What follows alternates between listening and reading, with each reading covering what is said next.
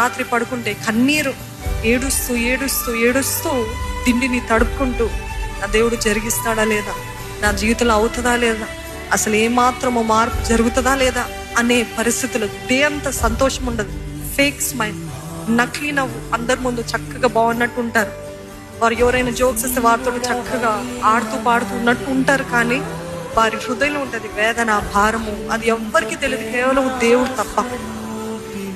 లేచిన వెంటనే ఇంకెందుకు జీవితం, లేచిన తర్వాత ఏంటి జీవితం అనే విసుగుతోటి లేస్తారు. ఎంతమందికి అనుభవం ఉందండి? అసలు what is my life, why am I living? ప్రార్థన, నా జీవితం ఇలాగా ఆగిపోవటానికి వీలు లేదు యేసు నామములో. నా జీవితం ఇలాగా స్టాగ్నెంట్ గా స్టక్ గా నిలిచిపోయిన స్థితిలో ఉండకూడదు యేసు నామములో. నేను ఇంకా పట్టుబడతాను, నేను ఊరుకోను. దేవా నీ సన్నిధిలో పోరాడతాను. దానియేలు వాళ్ళు 21 రోజులు తీసుకుంటారు, తీసుకోండి. 1 రోజు తీసుకుంటారు, తీసుకోండి. ఎన్ని రోజులు, ఎన్ని సంవత్సరాలు మీరు ఉపవాసం ఉన్నారనేది లెక్క కాదు.